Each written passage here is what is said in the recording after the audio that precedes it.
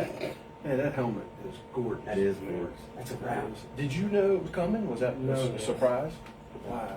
I don't know. That's great. No, that's a long story too. They I want want me you to to go make out on the sure front that you straightaway. pick that up when you spin that for the camera here after bed. What'd you say, Brian? They wanted me to go out on the front straightaway while they was doing Okay. points thing. Yeah. And my wife told him, said he won't do that. Yeah. Yeah, and you know about that. I didn't.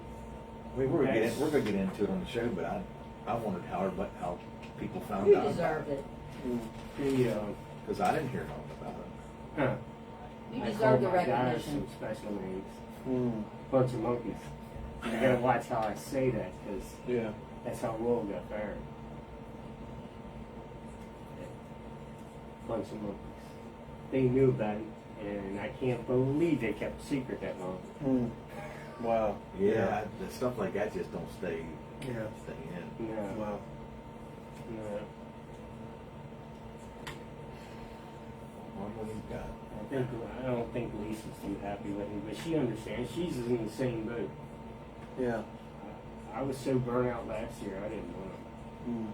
Yeah. Well, you got grandkids now. I don't know how you do it Yeah. anyway. I mean, it's Yeah. You're at a different phase in your life. just a race car is enough. Not talking about mud trucks and water Somebody trucks. went to the doctors 6 months ago for the first time and got blood taken. Mm. I found out a bunch of stuff was wrong. That's why I don't do it. Yeah. That's why I'm drinking no sugar and no nothing. Yeah. Wow. You sure you're lying? Wow. Yes, I am. Right there. Oh, the thing ain't lit up.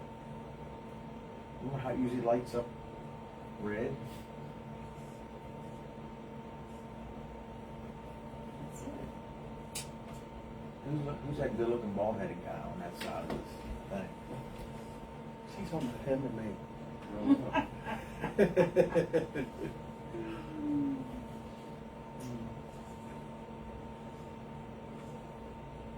Are you race anymore? I hope so at some point. Yeah. I'd like to at some point, but I don't know if we're gonna have a racetrack. You know? How about you?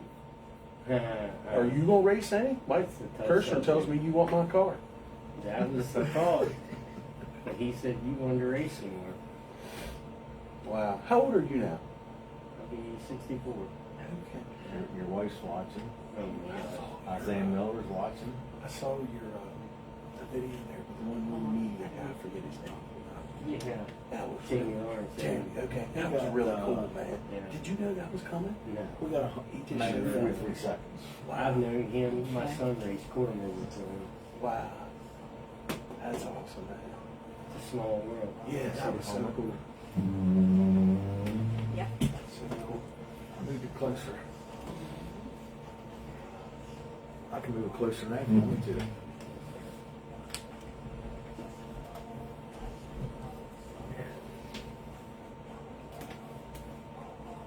It's a light on.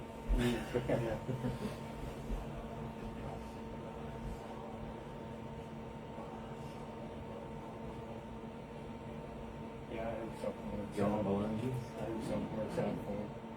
Yeah. She's, I don't know. Yeah. You think she's just burned out? And Well, had enough? it's a tough game because what you make, you lose. Yeah. The money you make on big race, the regular Oh, Saturday yeah. night races, you lose it. Just Oh, yeah. like Saturday night. Also. Actually, 40 seconds. Tell you, Mike and I were talking about that. Man, the stands were light Saturday night. Very light. So, wow.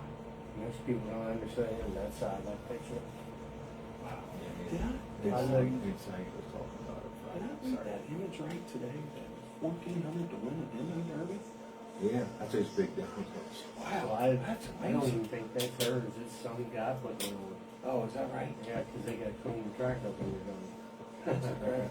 Yeah. I've never seen That's that. why I don't like driving because Because debris. price of tires, man. Yeah. Oh, yeah. Yeah. I totally understand. I had McKinney down in Winchester. They took the green under cost and got a flat tire. And welcome everybody to the On Track with Mike show. I'm your host Mike Kirshner here. Missed there last week. Thank everybody for hanging in there. I know we didn't have our weekly show, but I'm sure you could go a week without me, but I like to think otherwise. But we got honoring a great man here tonight. And here, I know he don't want to hear it, but the man's been a staple around the Speedway for a long, long time and done a lot. With the help of his guys also.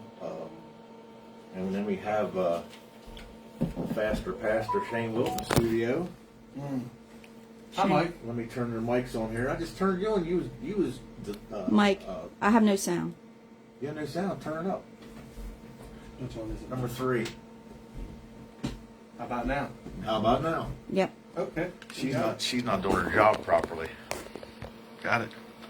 I do want to say happy anniversary to my beautiful wife. We was off last week, so I'm a week late, but I said it to her personally. But I wanted to do it over there, Yes. You know, How many my, years? My pastor tells me to do things like that, to my wife and He everything. listens in church, Brad. Did you hear that? Yeah, yeah. Even though he, I'm not gonna get into the racetrack, but I want to see what we got. I don't want to take a lot of time here because last time Brian Jones was on the show, we had to promise to bring him back in because he was telling stories and we ran out of time. What you got going there, Shirley? You want a mic? Missy Jones says hello, everyone. Hey, Missy. Isaiah Miller says thank you for everything you do for us racers. Mm. John Belungi says hello, gang, at soccer game. Let's do Billy this. Klein says, where'd it go? Hello, boss man. Missy Jones says, yep, I can hear everything, Mr. Jones. Laugh out loud. Wow. Linda Fogel, hello, everyone. Billy Klein. Okay, let me see. Brian's on 3. And the Valley is putting on the demo. Putting the demo on. It's I don't. It's probably chaos in the valley, but it's thrills and spills or whatever. But I don't know what the demo derby. What it's a. I got it written down. MWFA demo derby, 1,400 to win, It's incredible. and we crash cars every week for $800. That's true. And Hagerstown Speedways watching. It Great says, point. hey guys, from Buddy Long. Hey, buddy. Hey, buddy. Yeah, we have to, I don't want to single anybody out, but we do have to thank Buddy Long and Linda Fogel and Garvin Signs. I mean, this, everyone can see on the show here I call it a tribute helmet, honor helmet, that's got all the pictures of Brian on there. I don't see any of him in there drinking sodas or eating any concession stand food. And then a nice flag they got with all the drivers to sign. I mean, and this was, nobody, we talked about this. Me and Shane talked about it at the track, and then we just talked about it here, but nobody knowed. I mean, it was probably, 50 yards from our pit, and I didn't even, did you see it, Shane? Yeah, I didn't. I did not. I didn't see it till I seen the photos. Yeah, I did not. And so Brian kept it pretty down on the down low, because, I mean, it could have been a big deal, but I'm sure Brian wanted it to be not a big deal. Funny about that. Linda called me on the phone and said her truck broke down, the one she hauls people across the track. Yeah. So I got the jumper cables and was getting ready to take the Blazer over, and Dave Norris was walking there, and he helped us. I said, take the Blazer up there and jump that truck or see what's wrong. I said, I got to go back out here and finish running the track in. My wife says, hey, he can't fix that truck. You're going to have to go up there and look at it. And I kind of thought for a minute, and I was like, man, I ain't got time for this. So I walked up there. And He then could have all went up there this- throwing stuff and yelling. That's right. That's right. That'd look good, wouldn't it? Yeah. That was cool. Yeah. What they did was cool. It was. Phil Hose had some of it to do, too.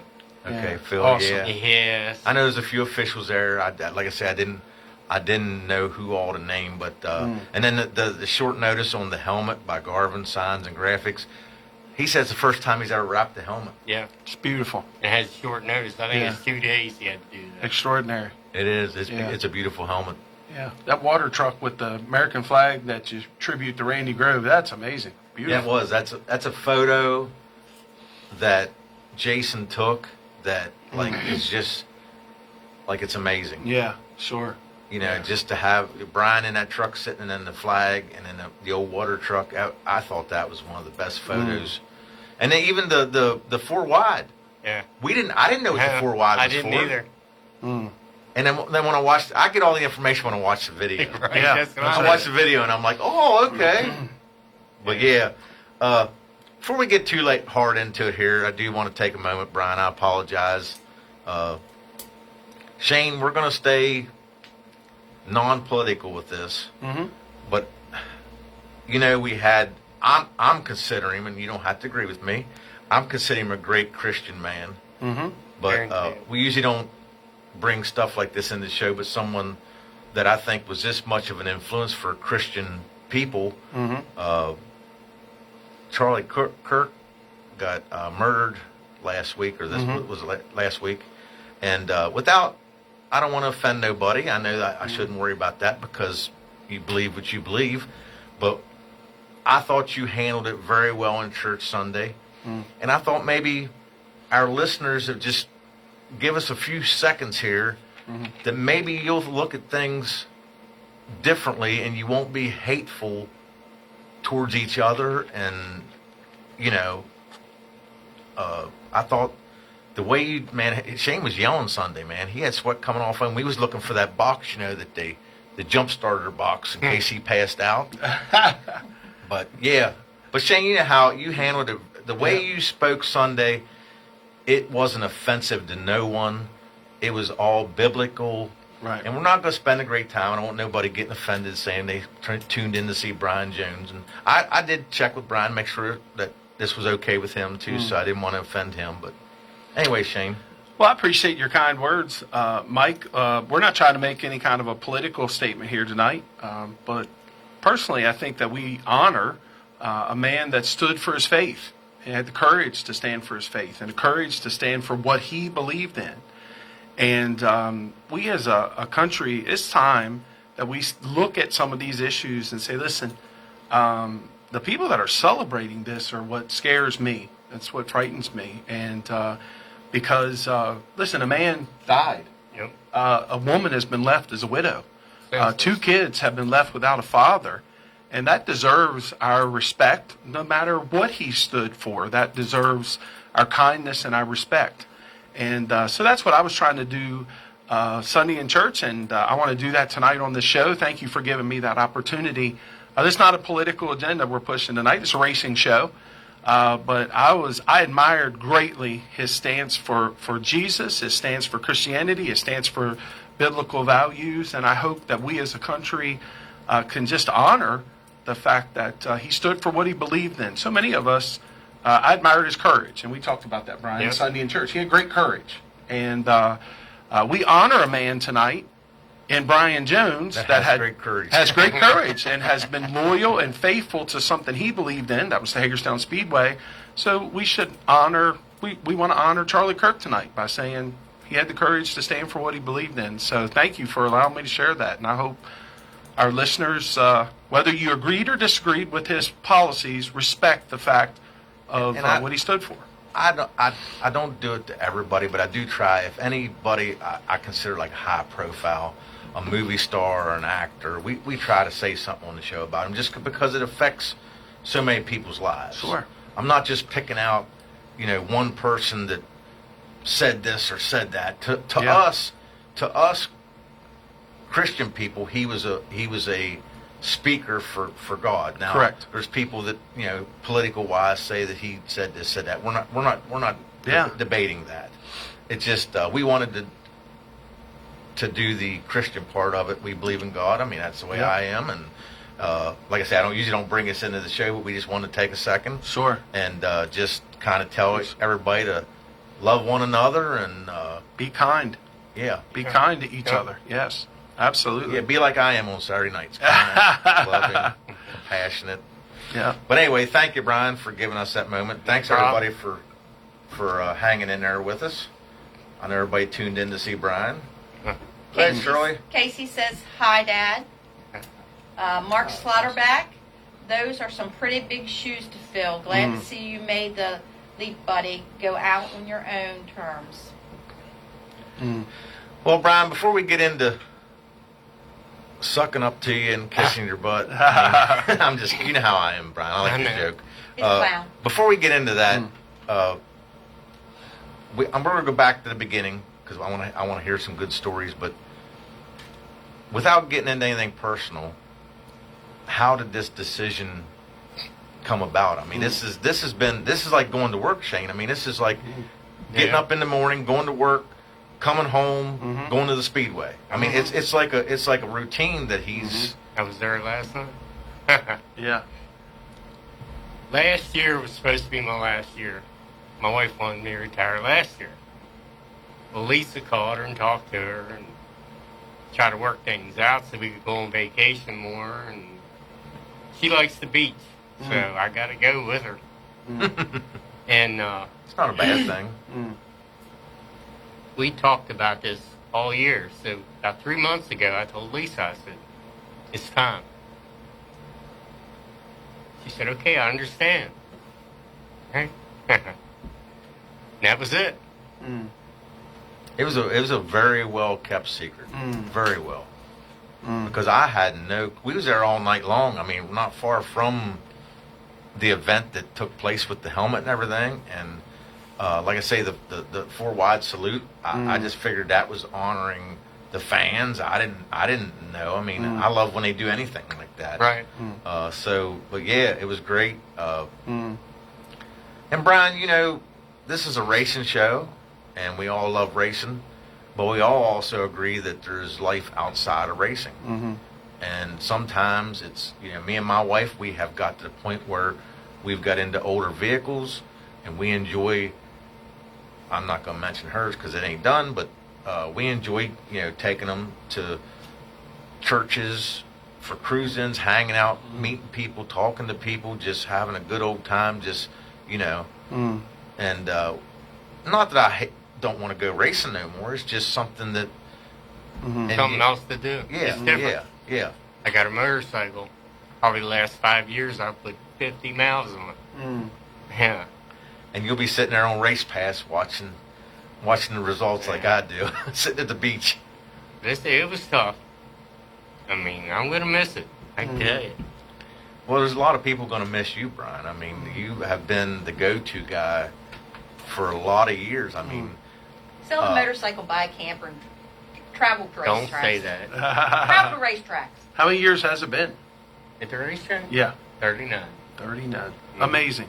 That's how amazing. did you get introduced? I know that there was quarter midget stuff and stuff like that, but how did you get introduced to? Well, Royal Robinson worked with me at work, and we've been friends all our life. Well, I started hanging out at the racetrack with him. And I'm like, what's that down there? It's the quarter midget track. So we went down, was checking it out, and I thought, I got a 2-year-old son, you know? I said, that'd be cool. So here come Randy.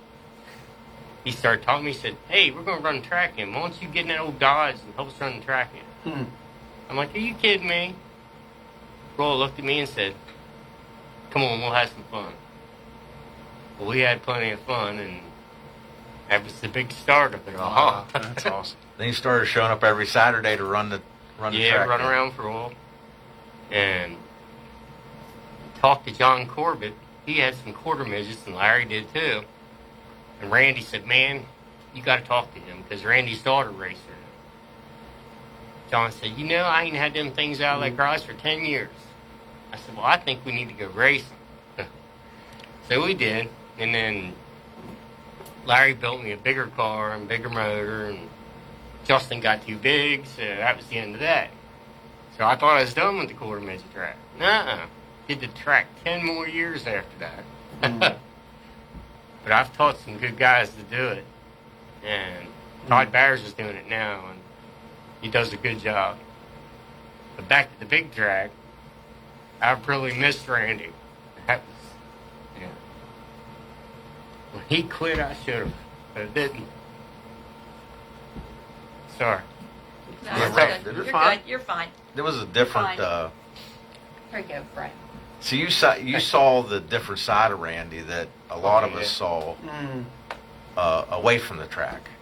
Like I got to know Randy away from the track, and he would always, "Hey, how's your dad doing?" and blah blah blah, you know. And his dad was the same way, you know.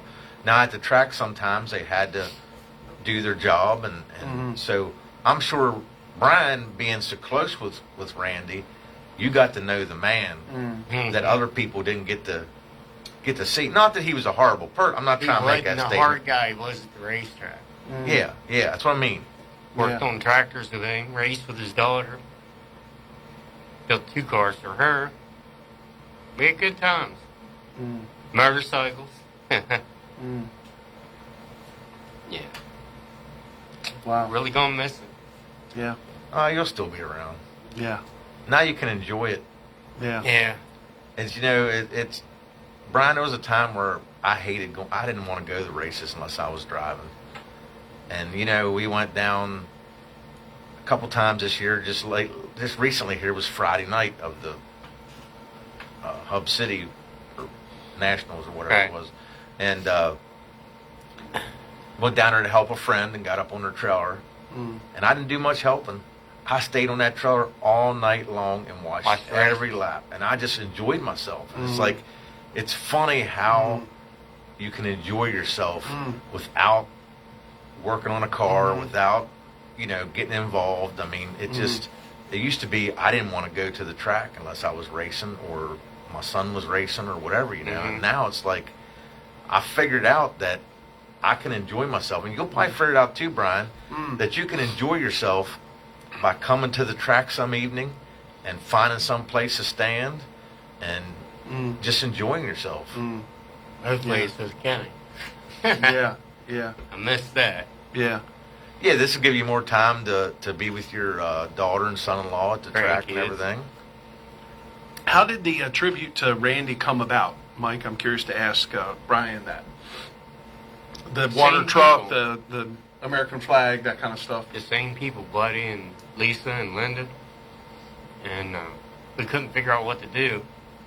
We were supposed to have the grader out there, and the thing wouldn't start, so we blamed it on Randy. Yeah. Yeah, we blamed it on him. Wow. Well, you know, I don't want to single one person out. I know that Linda does a great job. I mean, I can't. Oh my goodness, I can't yeah. imagine running back and forth like she does all freaking night long, and that thing's packed, and the freaking exhaust is rattling, and things using 16 Smoke. quarts of oil. Yeah.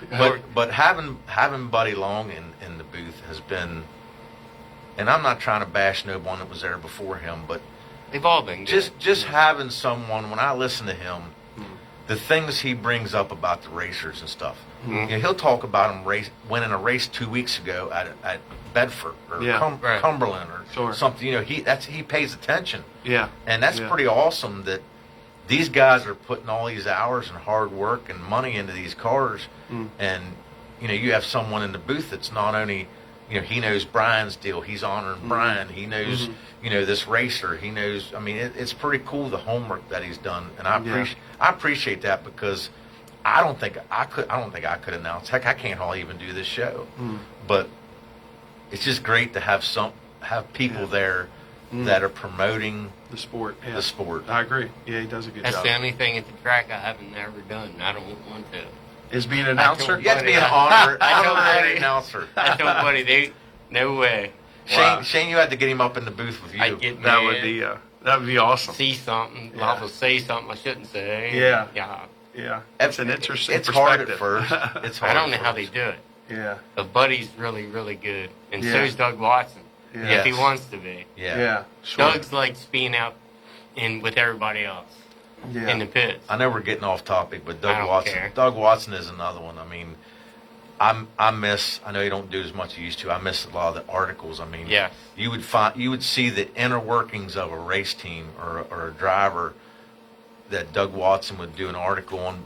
Bob Vorez used to do that too. I mean, it was great to open up the racing paper and see someone that you know and see where they went to all the trouble of interviewing them and putting I mean, Watson is one. Absolutely. We just talked about him the other week about being a statistician. Yeah. Him and Joe Padula. Yeah. And Joe's doing better. I haven't heard anything recently, but he's doing better. Yeah. Shout out to Doug Watson. That he openly admitted struggled with addictions, and he's made some real changes in his life. He's been very public about that. Yeah. So he seems to be doing great. He really does. Yeah, So- I mean, there's great people like that. I was glad to see Alan Saggy walking around the track there Saturday night. It was great to see him.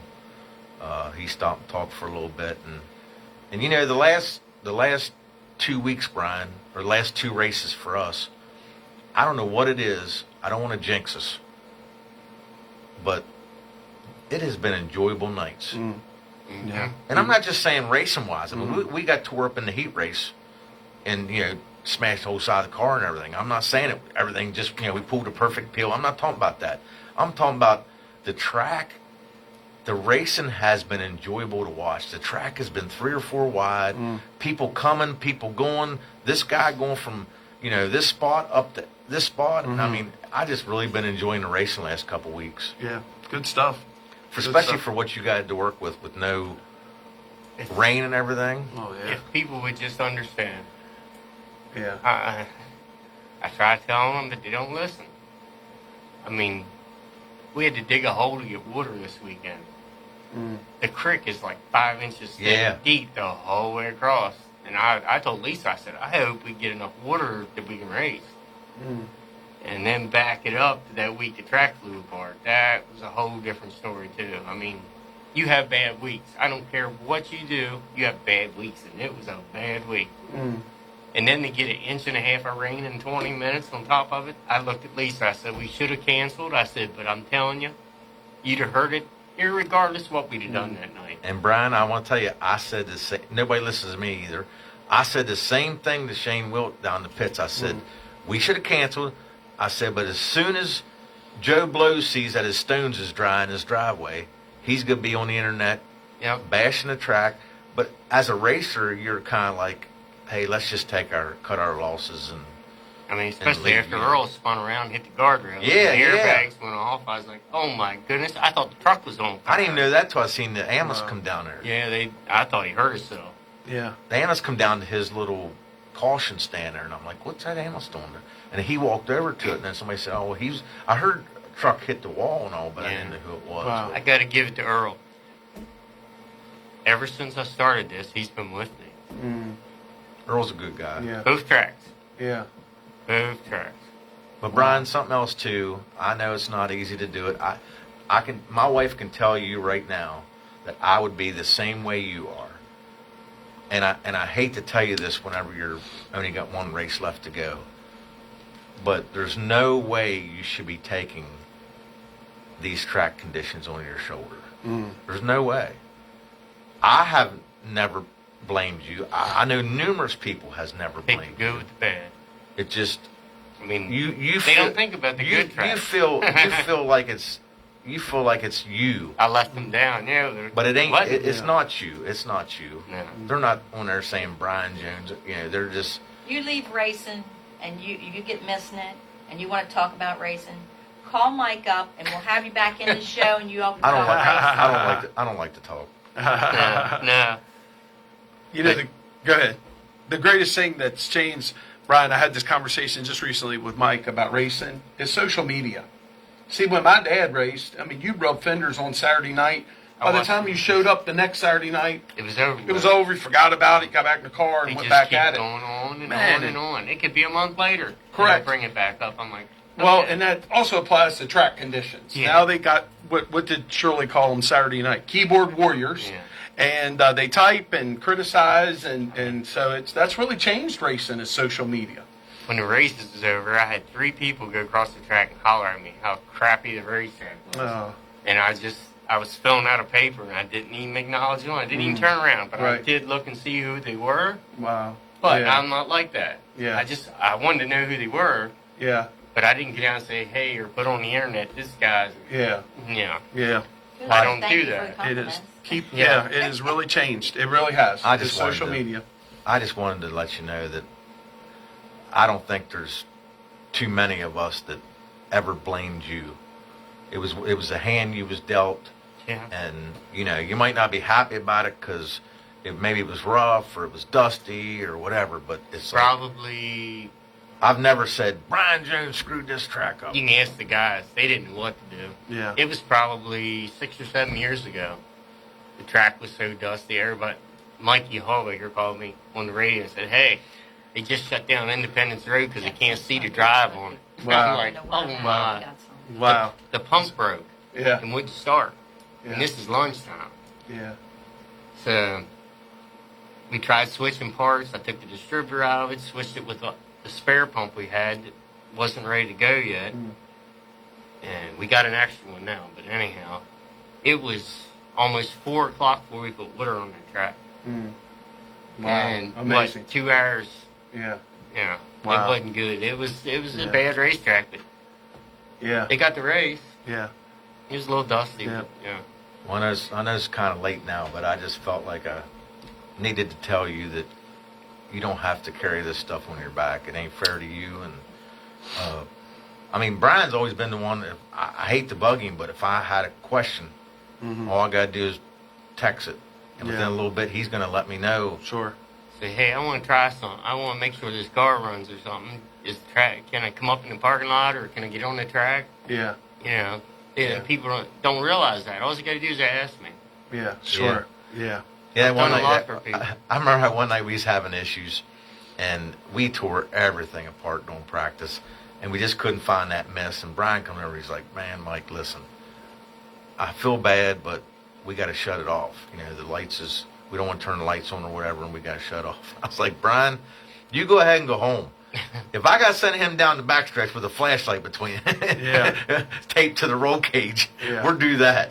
But Yeah. he felt bad about coming over telling Sure. me because I was just changing everything, you know. But it's, you know, you've always been that guy that, I mean, there was, I try to treat everybody like I want to treat it. You Yeah. know? And you have. you have. That's And what I'm you- saying. it's absolutely. There you was have. times where most people wouldn't have held their temper in, Yeah. or Yeah. their emotions would have got to them. Yeah. And, Just like they stop on the back straightaway, got a bad car, or they don't belong where they go. Yeah, they're screaming at me, and I'm like, listen, just calm down. This is what's going to happen. If you don't go where I tell you, the next step's going to be in the pit. Yeah. And I That's told right. him calmly. I didn't scream at him. Right. Yeah. Sure. You know, I said, if you got a problem, ask them after the races. I know it's too late, but right now is not the time. If Yeah. they tell you you belong here, that's where Yeah. you go. it's just it's just funny. It's like you get emotional and you want instant answers, Yes. And Yeah. I've been there, you know. and you get upset. You want instant answers because something just happened that took your adrenaline to a new level. Yeah. And I totally admire the people that can, I don't want to say not show emotion, but the people that can just take anything and I admire it. I do. I see people get spun out or get wrecked, and they just, the whole not that they're time- happy about it, but they're very calm and just nothing's going to, getting upset ain't going to help it now. You know what I mean? Sure. I Sure. come off the deep end one time. I was In going to ask all you that. the years, I was going to ask you that. all the years I've helped people race, worked on cars, worked at the track, whatever. Went with Kenny to Port Royal to race. And man, we was running good. We was right third in the heat race. We was going to qualify. We've been in the feature. What happens to go into turn one? Hudson O'Neill body slams him and puts him in the wall and just tears the right front wheel off of him. They were parked right straight across from us. Uh-oh. So I held it in for a while, and then he got out of the car. I started across the pits, and I almost made it to his car, and he was looking right at me. George grabbed me by the arm and pulled me back. Kenny's dad. Yeah. He said, "I know where you're going." I said, "Yeah, I know." I was mad because, man, that's out of our pockets. Mostly Kenny's dad's pocket. I'm like, Yeah. this dude done creamed their car up. Yeah. That was about the only time I really got excited. Wow. Wow. It's rough for anybody, Yeah. especially in this day and age. I mean, and I think the thing is, Brian, you know, money's so tight that, you know, when you do get tore up, you come in the pits and you're sitting there and you're thinking about how much it's going to cost, how much, you know, where we got to get this, we got to get that, we got to get this, and then, you know, it it just gets your Yeah. blood pumping. Sure. And like Sure. you said, you sit there, and especially if it's hot Can't out, take you it sit no there more. and stew. And Yeah. my wife says, "Shut up, Mike. Get in the truck." Usually I stay silent because my wife will say that. When he's mad, I know he's mad because he's not talking. He's not Yeah. saying nothing. Yeah. I do have a few comments I was here. going to say you're next. Matthew Baker, just to let you know, this Saturday is the season-ending show for Clinton County Speedway. The show will consist of a fall classic race for super late models, also Laurel Highland Race Saver, sprint cars, and an open competition 4-cylinders. Look right there. Clinton County Fall Clash, 5,000 win super late models, race saver, 305 sprints, and 4-cylinders. Kevin Boyer. I have you covered. Kevin Boyer, Brian is the man. He's been my track guy for 30 years. I've got some good stories, laugh out loud. This is race quarter Linda wanted to know if Shane and Mike signed a flag, and I told her yes.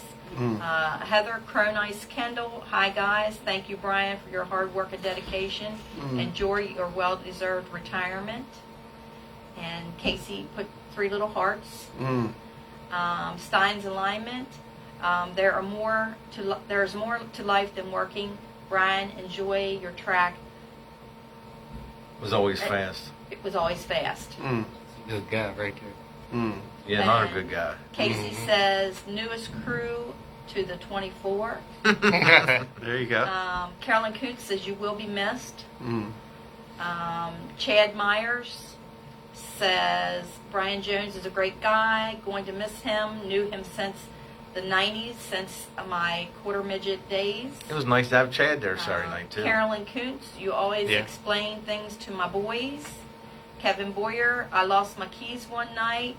Must have come out of my pocket into the car.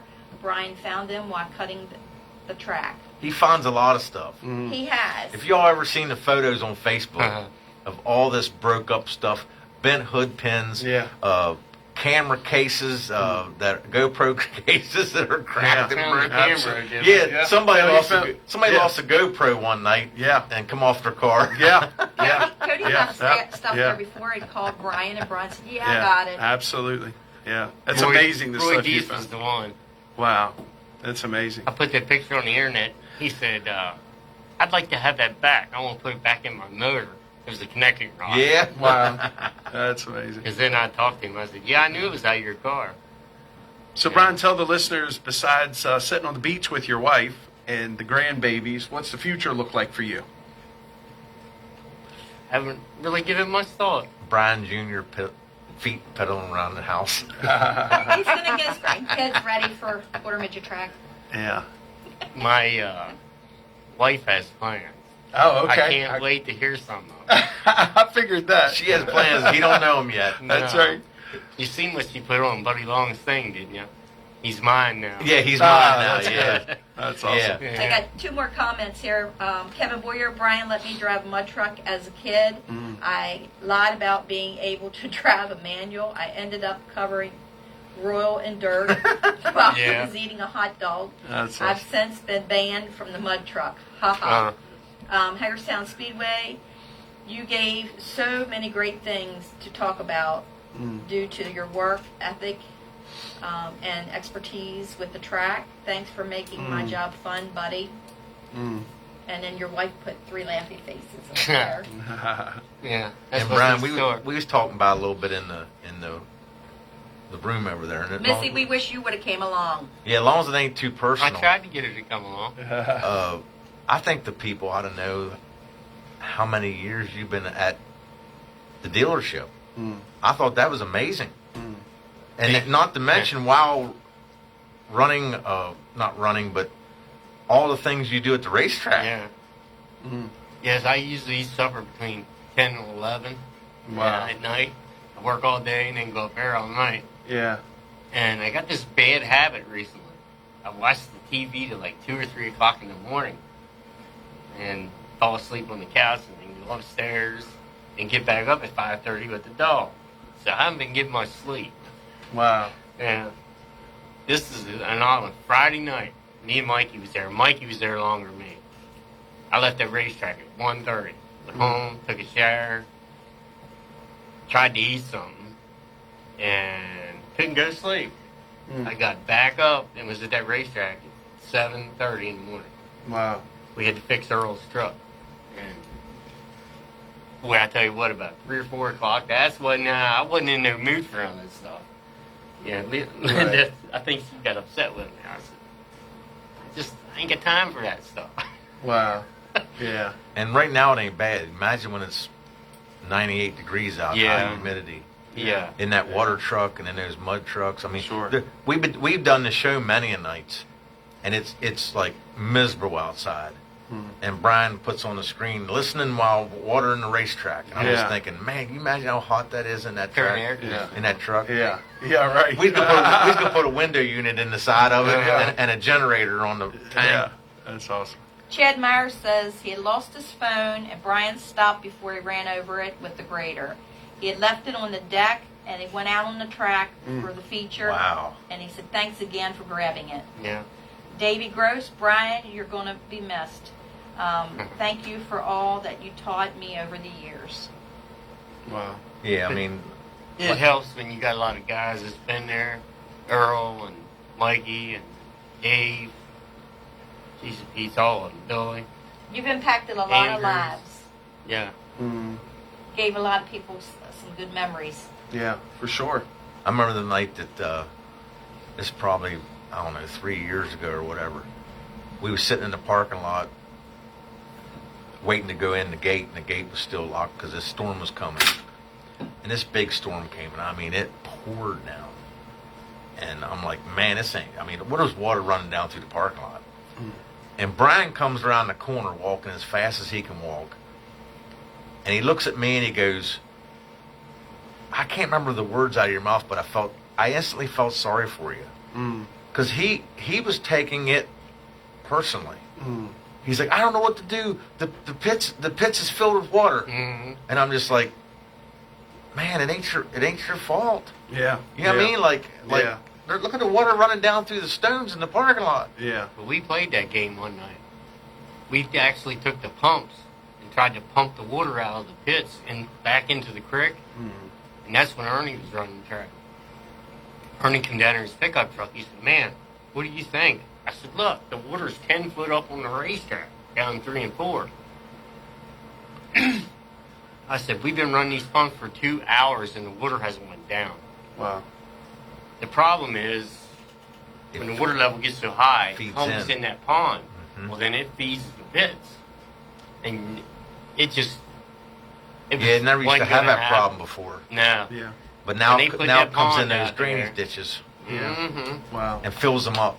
Yeah. Yeah. I know we've raced a couple times. The water was almost up on that road where you go around the tree there at the corner. People don't realize how close that creek is right there. Right. I remember one night I got in the mud truck with Doug McTavish. Oh my No, God. we don't want to hear about And- personal things. And we went around the truck, and we stopped up in turn 1. Here was Brian. Brian comes towards the truck. He opens up the door, and he says, oh, never mind. I was going to get him to take me back to the water truck. I got on the back of the truck, remember? You hauled me back on the back of the truck. But you didn't know I was in there. No. You should see I was Brian's face surprised. when he opened that door. That's His funny. face, he was like, I Wow. wasn't expecting that. Wow. That's I didn't awesome. care. That's awesome. I mean, a lot of the kids from the quarter midgets, I'll call them kids then, now they're men. They've got to drive on that track. The only person I wish would have ever raced was Andy Lee. He had a lot of laps on that track in a mud car, and he drove a quarter midget with us. And he could drive that quarter midget. I mean, he could drive her. And why he never raced, I've never asked him that question. You think I'll he'd have to at ask least tried it at a practice or something? I think it was just the wrong time of life going on. And you know, Brian, Dougie and them, Dougie was racing them too. So, Yeah. You know. Wow. got some more comments. Mark Huffman, here's an idea for Brian Jones. If he drives himself crazy not being at the racetrack, he could always get another dealership truck and be a pace truck Yeah. driver. Wow. Earl Mallon is watching. hey Earl, Davy Gross, Brian Renner, the time we was trying to get the crap out of the infield. I heard about that too. Casey, me and Mikey were trying to catch them with The the net fish. one night too. Oh my goodness, we had a 4-wheeler and had a carp net, right? You would have had to love to see this. I can't remember who was driving and who was holding the net. It was me and Mike. We were trying to catch up to him and scoop him up and then take him and throw him back in the creek. We've done some crazy stuff up there. Linda wants to know, Brian, if you're going to wear the helmet when you're watering the track. No, I was going to put it on in my mud car Saturday night. I wouldn't wear that helmet for nothing. No. Yeah. That's That's awesome. the bump. Yeah, that don't even And mud truck would be cool though. Yeah. So was Linda's vehicle really broke down, or was that the fib to get No, you over? that was the fib. Oh, okay, I That's gotcha. why I gotcha. Well, they tried 3 things. They want me to go out on the front straightaway. My wife said, he is not going to do that. I can Right. tell you that right now. Because we're busy. We were busy getting the track ready. Right. But well, then they talked to Phil Hose. Phil Hose wanted me to come down there because the guys was complaining about the 525s running with the other cars. And it didn't dawn on me. I'm like, what? So he said, when we have the driver's meeting, I want you to stop on the front straightaway and walk over here to the driver's meeting. Well, that didn't happen either. So then they got Dave to pull over in his mud truck and pretend his mud truck was broke down. Well, that didn't happen either. Wow. So the last resort was Linda's truck. Wow. That's funny. That's hilarious. She told me, she goes, I even had to fake my truck being broke down to get it He had down. the hood open and everything. I'm like, are you kidding me? That's funny. But it was good. Calvin, Yeah. the flagman, was there. Calvin's a good guy, too. I really like Calvin. Yeah. Wow. So What's one of is there any the strangest thing you've ever seen at the racetrack Huh. that you can say on the air? Yeah. Royal was working there then. There was a guy there, Chucky. He was funny. I mean funny. We always covered the pump up. But when he uncovered the pump, a groundhog came out from underneath that wow. and chased him around the road. And he never stopped running until he got on the other side Wow. of the office. Wow. That I was like, what's wrong with him? Yeah. That's awesome. And then the guys, when Randy and John wasn't there, they used to play games with the water trucks. They'd drag race up through the parking lot in water trucks. In the water truck. Well, Ralph's had a half a tank of water in it, and when he took off, he popped the clutch and the water went back in the tank and stood the water truck up on the No side of way. the tank. Oh, yeah. And about 5 minutes later, here comes John Grove down the hill in his pickup truck, and you could hear him start hollering. Wow. It wasn't good. Wow. No, it wasn't That's good at funny. all. But then a half hour later, John was your best friend. So, Stood a water truck up. Wheel on standing water truck. Yeah. That's hilarious. The most stupidest thing I ever seen, and it was really funny. We had a truck called the Tagger truck. It was yellow, and Royal and Mike Crowell took black spray paint and put black stripes down it, the whole way around the truck. Mm-hmm. Well, the seat wasn't even bolted in, right? So they go down to where you come in at the bottom of the hill, where the blacktop goes over. Yeah. Well, the ag center was there when he used to bring all the animals up there. And there was a pile of hay that was probably 50 foot high and probably 100 foot round. And when they cleaned them all up when they left. They were going to light it on fire and they didn't because there was something inside. Mm-hmm. Crowell and Royal went across that parking lot in that truck for all it would go. To hit that power. And hit that pile. They thought they were hollering like the Dukes of Hazzard. They were going to drive through this pile of hay, right? There's something inside it. Well, they had got big rocks out of the back of the lot. This was a long time ago. This is probably 40 years ago. I'd have to ask Royal exactly. Well, them 2 idiots, they had their arms out the windows, hooting and hollering, and just wide open. Crowd was in the passenger side and Royal was driving. They hit that thing of hay, and Frank had put big rocks in the middle of it. Wow.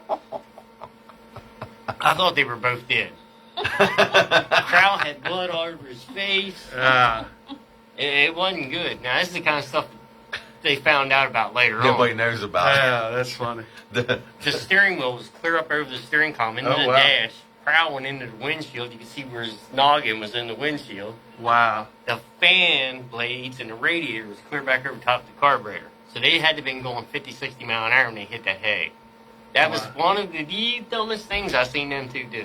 But they didn't know there was nothing in the hay, though. Right. Yeah. But I don't think they still would have made it. Even if it wasn't in there. I don't know, because it was wet and there was other stuff in there, too. That's funny. You wonder why 911's being called to the racetrack when there ain't no races going on. Yeah, true. Chris Bresler says, Brian, thank you for everything you did for the racers at the quarter midget track. You couldn't be replaced by several people. You are a great person at everything you do. I tried to. Yeah, if you see the photo of the Monte Carlo, I think that was Brian's favorite mud car. It was. Him actually running the quarter midget track in with, if you look real closely, he's running the quarter midget track in with Monte Carlo. You know what I was doing, don't you? That was the dirt grounds. And I found something out at a regular race when Hagerstown had a regular daytime race. We raced for 4 days that week. But every time you put calcium on it, it started over a fresh racetrack. Well, I knew my Monte Carlo only had one brake in the front. It had left front brake. Well, that thing had a great big motor in it, and I had them race car tires on it. So what I would do, once we got it run in, I got the other two guys, Earl and whoever else was helping us. We usually had 3 or 4 cars on that track. I told them to get off. It was first gear and wide open the whole way around that track. I was spinning the tires the whole, because it had a locked rear end in it. Yeah. And I just stood on the brakes and it made it keep turning. And it would actually put rubber on the track. So when the little kids went out first, because they started with the lower class and went up, it put rubber on the track. So it was fast immediately. And then, man, we had some good racetracks. I mean, good racetracks. Wow. I mean, can you imagine just, everything that's involved with that? I think about that, like, even when we're, like, waiting to see if a storm goes through. Like, I think about, is the track sealed off? Was the track being run in? How much heat do we have? How much moisture is in the air? I mean, there's so many variables that... Your phone. I bet your phone, your weather I app watch is it wore all out. the time. Yeah, but they're different. I got 3 or 4 of them, and they're all different. I know. Yeah. Well, they're, 4 or 5 weeks ago, or whenever the track come apart, that rain was not even on No, it wasn't. There was nowhere, nothing. No. And out of the blue, where did it come from? Yes. Because I told her, I said, there's a light shower coming that might just barely miss us at like 4:30 or something. Not a like monsoon. that. And all at once, like, it just, Yeah. it appeared from nowhere. Yeah. Yeah. I always joke with Joe Padula about that. Like, your racetrack's the only racetrack I know that the sun's shining, it's beautiful out, and you can drive all the way up there, there's nothing on the radar, next thing you know, it's storming and you're Up on that mountain, it comes Yeah. in. Sure. I guarantee you, I can't count the times I went with Dougie and them up there to race, and it just got black. And I said, we might as well put the car in the trailer. They're Yeah. like, what? I said, I'm telling you, it's going to rain. Every time we went up there. Yeah. And I mean stuff, man, we seen stuff flying across, there's canopies flying down through the pits. Yeah. You get some nasty storms up there. Yeah. What do you, you said you were going to miss it, Brian. What are you going to miss the most? The people. Mm. The people. Mm.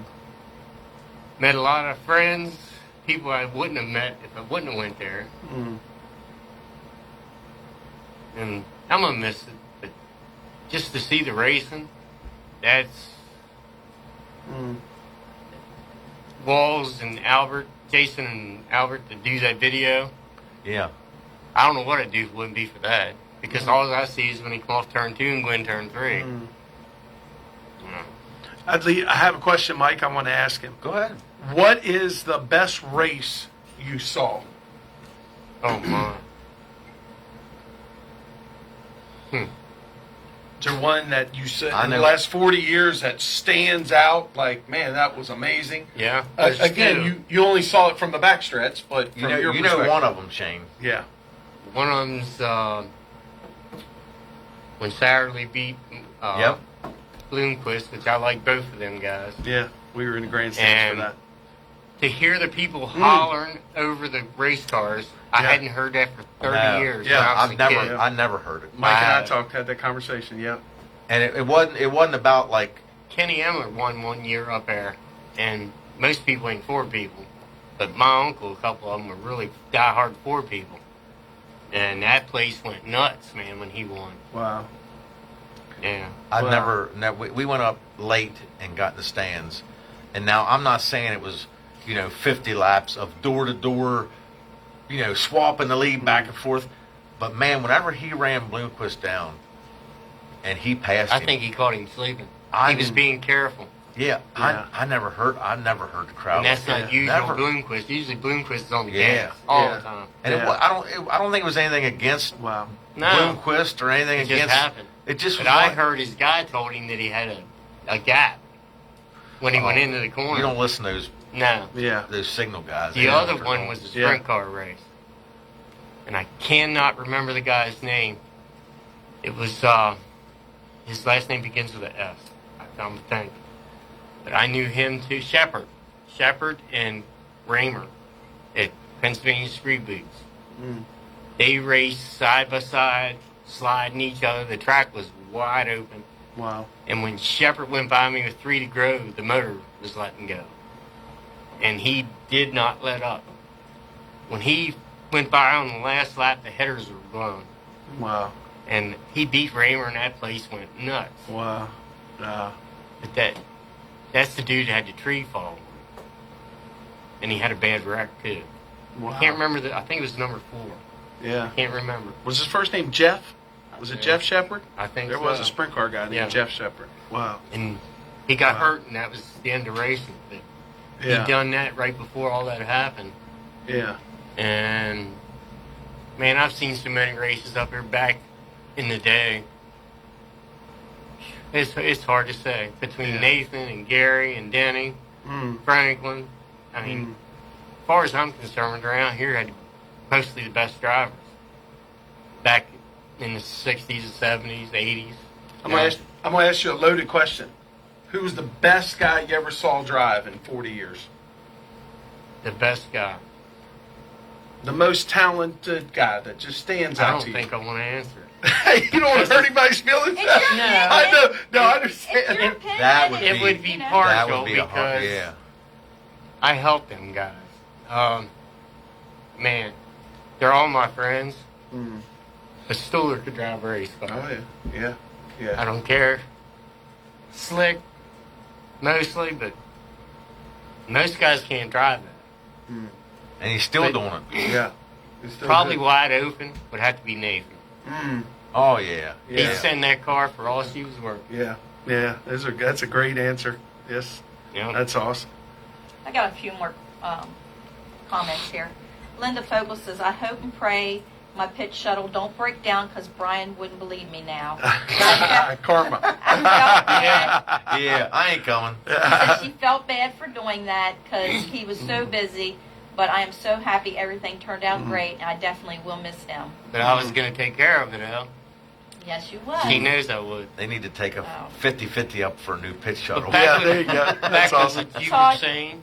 I'm Todd sorry. Ward says, nice seeing these Hey, guys Todd. and listening to the stories. Now what? Back what you saying about not wanting to go to the races. About 3 years ago, you can ask my wife. It was all I could do to get up Saturday morning and pack my bag, get my stuff ready. I said, man, I wish it would rain. I was to the point I was done. There was too much going on. I don't know how you did it. I really don't. I mean, So the only reason I made it this far is because I guess the good Lord took care of my dad. Something would have happened to him. I don't know. He got sick for a while, and he made it good. He's doing good now. There's tough times. That was when I didn't want to go to the racetrack. I said, man. Sure. Yeah. Carolyn Kuntz says, I couldn't run the quarter midget track without him. Kyler Koenig says, had a bad wreck at Knoxville later that year after his Hagerstown win. Talking about, he was talking yeah. about If Jeff anybody knows Shepard. about Jeff Shepard. Shepard, it'd be Tyler. Uh-huh. Talking about Jeff Shepard. He used to always bring me a Mountain Dew when he come down. Wow. Brian, what do you think without going into any kind of bad detail? I know that Jack Bland wreck was bad. Have him right in front of me. Can you think of any time that you was actually like scared of, like thinking that? When that dude went out into the pond in that sprint car, his axle broke off and that thing catapulted him into that pond. And I thought he was dead. And that's got to be a horrible feeling to have to go yeah. check on these guys. Well, see, I seen a guy burn up there. I wasn't even supposed to be in the pits. Dad and him was racing. They snuck me in the pits. At least they don't charge me. But something happened to the car and somebody drove into the back of him. He burned up in that car. Oh man, That was wild. yeah, I don't ever want to see that. Wow. Brett Rose says, I know I'm late tuning in, but I want to say Brian Jones is going to be missed at the track. He's one of the finest in track prep. I've missed working with him at Hagerstown and hope we could get our car at the track before he was done. Yeah, we're not trying to say, Brian, that the other guys that help you and all are, that they're nothing. I mean, we're just you're leaving. I think they're in good and hands. they're not. It's just. They'll call you, Brian, if they need something. Mikey's you know they good. will. And Randy was the best, as far as I'm concerned. But the guy in Lincoln's pretty good too, because I talk to him when I go up there occasionally. Fred. And I mean, Joe keeps his place pretty good too. The Dolan. Yeah, but I mean, each track's different. You got different stuff to work with. Different, like Joey said. He said whenever they water the front stretch, all the water runs down to the corner, and then the front stretch is dry, but the turns 1 and 2 is flooded. He was saying that when he was on the show the other week. Wow. He said it's so frustrating because people get on the internet and bash because of dust.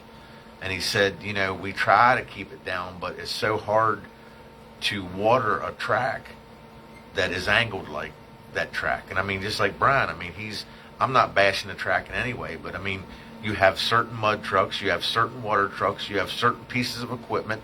That's what you have to work with. It don't matter how good you are. The equipment's this years old, and this is what you got, and this is what you got to work with. And then the clay. Whether it's cold and the clay's froze, I mean, there's so many variables. I can't imagine. Yeah. I can't imagine it. Well, I can tell you, especially 2 or 3, 4 hours before the show starts, and you're on the grader trying to fix something on the track, thinking this place is going to be full of people in 4 hours, and I got the track like where they could run the Baja 1000 on it, Right. and I have to figure out how to get this track straightened out before it's warm up time. Sure. We've been late twice in the 39 years I've worked there. Wow. Once it rained when Ernie had it. I keep track of this stuff. Jeez. 5:30 it rained. We was 8 o'clock start. And the other one was Pennsylvania Speedway, because somebody did it on purpose. Because the sun wasn't down there. Off the 1 and 2. Wow. That's Randy Grove's secret he taught me. And they wanted to keep. They wanted to start at 7 o'clock. We didn't start till after 7:30 because somebody put too much water on the track. And how do you manage? How do you guess that though? Wow. It takes a while to learn that. I can tell you. Wow. The funniest thing was Steve Moorhead. Me and him was good friends. He was good friends with Randy. He was in charge of the motorcycles. Well, they wanted to have a pit walk between the motorcycle races. He said, I want to keep it dry right there at the flagman so they can walk up and down the track. They got to shut the water off. So I got him in the water truck. I said, we're going to water the track, and I'm going to show you something. I'm going to show you on the back straightaway, the big opening. Yeah. I'm going to show you how difficult this is. I said, before the truck gets there, you got to pull the handle. When the truck gets there, you got to shut the handle and watch what it does to the track. I didn't water none of the back straightaway. And when we went down through there, he's like, that's 5 times wider than what I want you to do. Wow. And it's impossible. I said, You'd have to have some type of instant valve Yeah. and then you still got the water in the pipe laying. yeah, it's Wow. hard. It's very Yeah. hard. Wow. But, Brian, I want to revisit a thought that Mike just had. So you had mentioned about the Mike mentioned about the Jack Bland crash, and I think it was last year if I'm remembering the years correct, where the 85 had slowed down on the backstretch, and I think 32. I think his last name is it Benton? Mike, that boy's name, Yeah, Brian Benton. I mean, was rolling violently on the backstretch. Mm-hmm. Did you ever feel unsafe? Did you ever get hit with parts, or Oh, yeah. I mean, have you Oh, yeah. have you experienced some of that? I can't remember his name. It was Speedway race, sprint cars.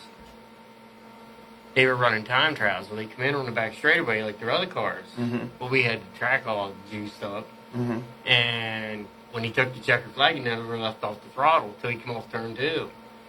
Well, then we realized he wasn't letting off. The throttle was stuck wide open. He tried to make a turn and hit them guardrails there right across from there. Wow. And it was running wide open, spinning, throwing rocks all over me, and I was trying to get over there to him. And I couldn't see. I had dirt in my eyes, everything else. And somebody went over there, and I don't know what they did. They shut off or blew up or something. Wow. But yeah, There was one on there was one on Flow, or one of them things. Was it down south or where? Remember, it was spinning around. The front end was broke off, or the back end.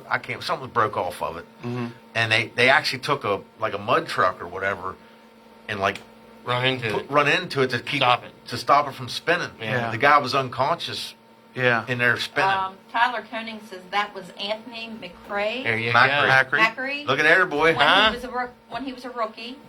And When he was a rookie. Yeah. Sheila and Calvin Forsythe says, thanks for the memories. It was always a pleasure working with you. Mm. They were good people to work with, too. Yeah. Yeah, Yeah, anybody listening has any questions for Brian, any Yeah. comments, Yeah. please send them in to Shirley. He'll answer them. Yeah. I mean, even if you want this week's lottery numbers. There was another scary wreck, too, and I think that may have been in the beginning of his career, was Palmer. Remember, he went out over the fence on the back straightaway? He almost went in the creek. I don't remember that one. Yeah. He had just started running limiteds. Scott. Yes, sir. Well, I know You asked him about it. I thought he was done after that. I don't want to. Wow. I really don't like to talk like this about people, but he probably holds the record for the most upside down wrecks. Mm. I remember he's probably on 3 or 4. Mm. I'm telling you, it's a shame. Yeah. I remember when he first started. I was trying to remember how it happened. I don't know if he went up over somebody or what happened, but he wound up flipping it out over the guardrail. Wow. Right there at the caution lights on the back straightaway. Yeah. Because that's where our other pump is. See, Yeah. I don't remember that one. I remember the one on the front stretch. Yeah. Yeah. And I mean, anytime you flip anything, it ain't good. I mean, Yeah. Yeah. it destroys everything. Yeah. Not. Wow. I mean, I'm not saying that. Luckily, we have good safety equipment. Like, Sure. Like I've talked about before on the show, Brian. Like we get so used to seeing these drivers take nasty wrecks. Yeah. And jump out, take their helmet off, and walk to the concession stand to get something to eat. So, like, you whenever you see a bad wreck, you're kind of like, they're good, they're fine. I know. I Saturday night there. I was just going to say that same thing. Yeah, I didn't see him get out. Yeah. But I seen him on his knees up there in the marbles, and I was like, That boy hit hard. I was just going to say that. I yeah. didn't see I it seen it. I did. till the video. Yeah. And I'm not sure what happened. Somebody because- said he thought he blowed a motor, but Well, I asked something him- broke in that steering. That thing took a right turn, like right now. I don't know what happened because before the caution lights, his dry shaft was under the guardrail, the whole dry shaft, Wow. and it broke both ends off. Yeah, I seen somebody pick that up. That was me. I drug it out of the guardrails because they were already down there, and I was picking pieces up. So something happened there Wow. before he was so. But I found pieces last night down in 3 and 4 that almost looked like power steering bracket, something, or pieces. That thing, the- that thing took a the idler arm or right turn something. like you wouldn't believe. It might have been pieces of steering box now that I think about it. That's the kind of, it was a massive piece of cast iron. Wow. And we're talking about David Thompson, Yeah, because I asked him if he was all right, and and if that was his dry shaft. I told Mike on Sunday, I said, man, it's been a long time since I've seen a front end twisted up. That Yeah. was a hard hit on that race car. we Yeah. I reached out to Tony on Sunday, made sure he was okay. I didn't want to go over and bother anybody when he was at the ambulance. I seen him sitting in the ambulance. He looked like he was okay, but you don't know, you know. No. Yeah. But, Your adrenaline's so high, you don't know what's going on. Yeah. But Yeah. Tony said, and this is but nothing against David. He wasn't mad at David or anybody. He said that's Zach's car. And I said, well, Tony, I said, look at it this way. I said, you can always put that thing on a frame machine. He says junk. I said, well, put it on a frame machine, pull it out, put it together, put Zach's old body on it, and keep it for a car memorial. to Yeah. a memorial car. It don't Yeah, have to be sure. race worthy. It don't have to be Right. set up perfectly. Yeah. But I would, I tell him, I said, don't give up on that thing. Put it somewhere on jack stands. Let it sit till things calm down. I said, then, I would see if you can get it pulled enough just so you can get an engine in it Yeah. and put Zach's body on it. Yeah. And he said, we was going to build a new car, but we didn't plan on doing it right now. Right. Yeah. That was a hard hit. Wow. Wow. Casey Moreland says, I'll never forget his wreck at Winchester when he flipped. Jen Albertson says, how about Corky Nelson's crash? And Billy Klein said he broke his drive shaft. Do you think his drive shaft broke? And when he went to get back in the gas, it didn't do anything? The car was that tight that it wasn't. You set the car and get in the gas to keep the car turning.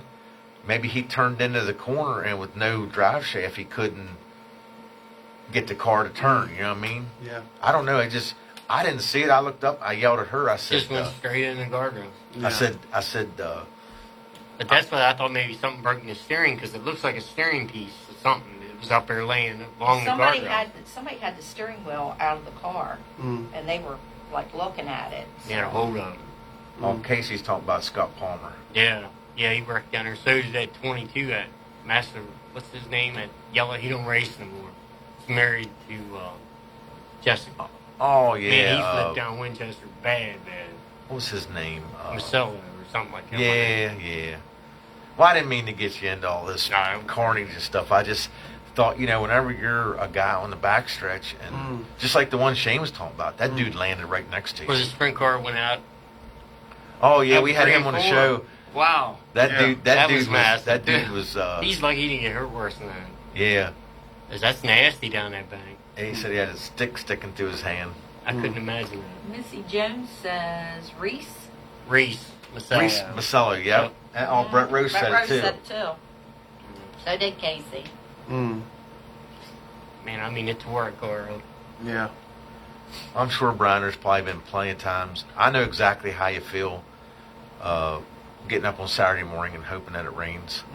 It ain't that you don't love racing. Once you get there, you're fine. Yeah. It's just the point of, like, you have to do something, and you just don't feel like doing it that particular day. Linda Fogel says, remember Austin Reed flipping? Yeah, that's the one that had to stick to his hand or Mhm. whatever. He was a good dude, too. He come on the show, very thankful to the Hagerstown Speedway safety people. He didn't have nothing bad to say about anybody at the track or nothing. Mikey went running up. That's when he was flagging down 3 and 4 for Earl. He went running up the track and jumped the guardrails. He got a bad back. I'm like, oh my goodness. Yeah, he said Something it was. happened to him, didn't it, that night? Yeah, Mikey.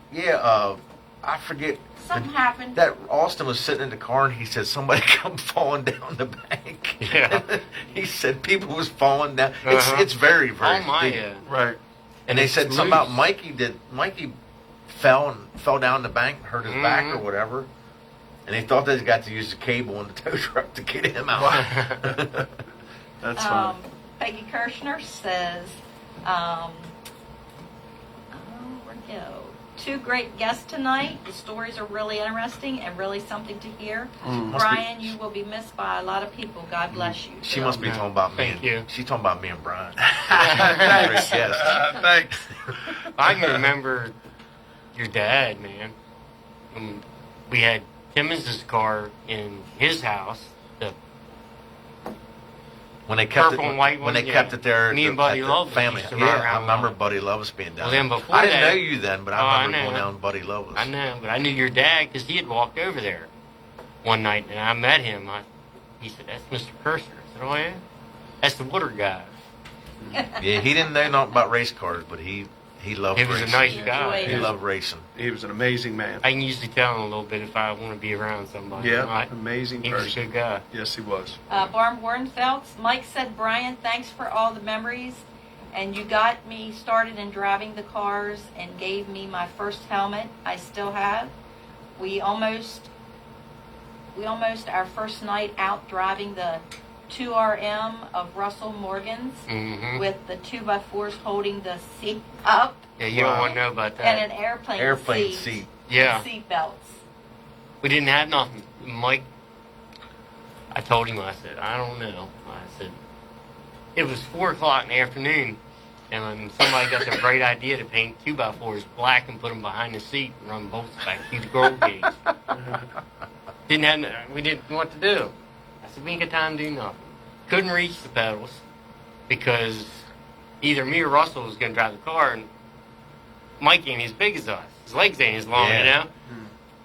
So he come down Winchester the week before that, and he's like, where did you get that piece at? I said, that's something we built back in the garage.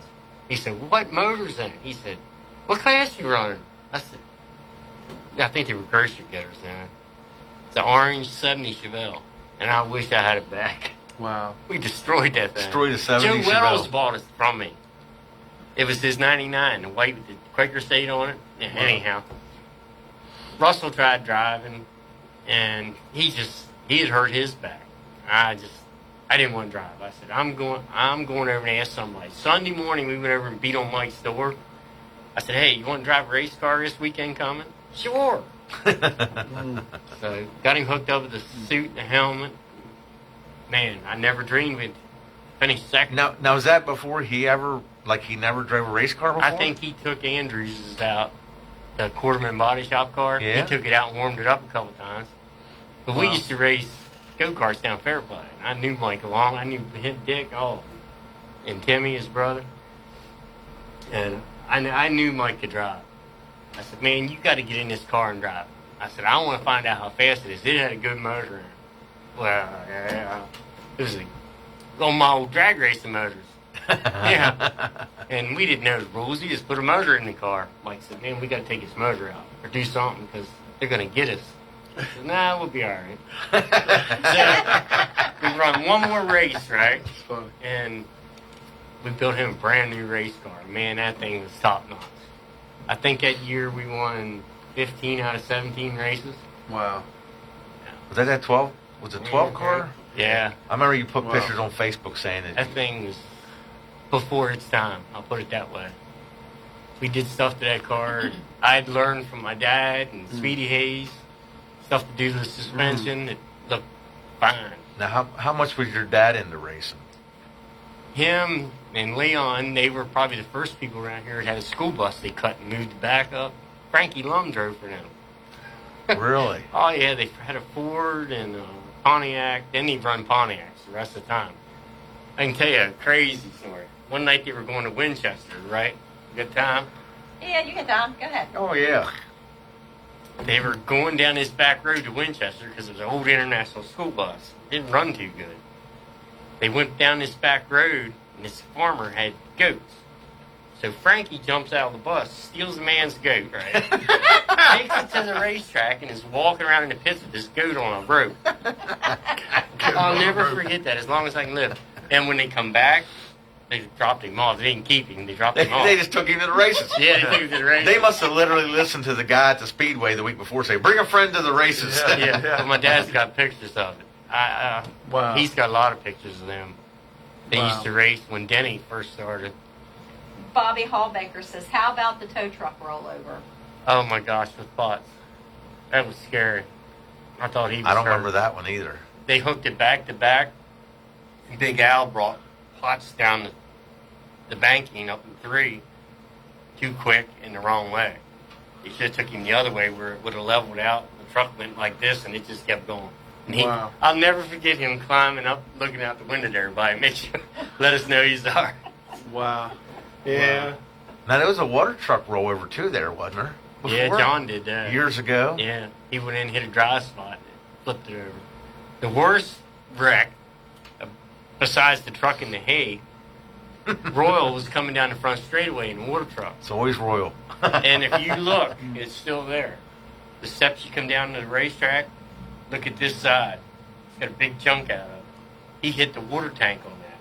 Probably going 50 mph, and it ripped the tank off and rolled down the track No with way. water flying out of it. Wow. Yeah.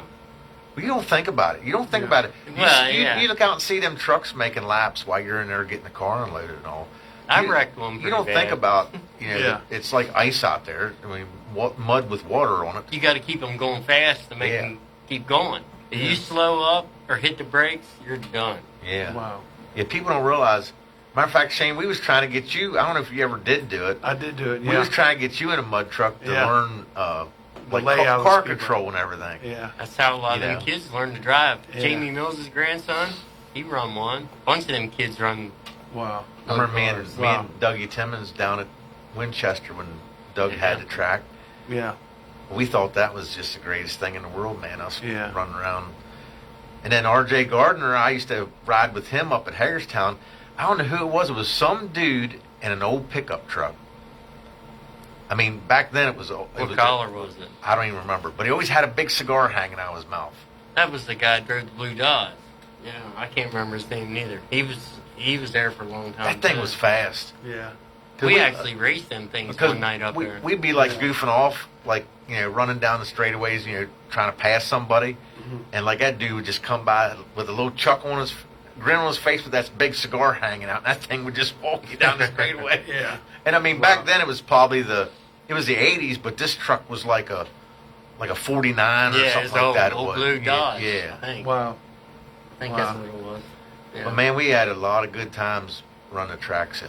Got in trouble too. You always get in trouble for like when you go into the corner too hard and you kind of they come over. Hey, you're tearing the track up. Quit going in Yeah. that hard. But That's we, like John, he we used to young get out in kids. front We of didn't know no everybody. better. We just thought we was we just thought we was helping run the track, and we didn't Yeah. know what it did to when race cars got on it. Yeah. That's awesome.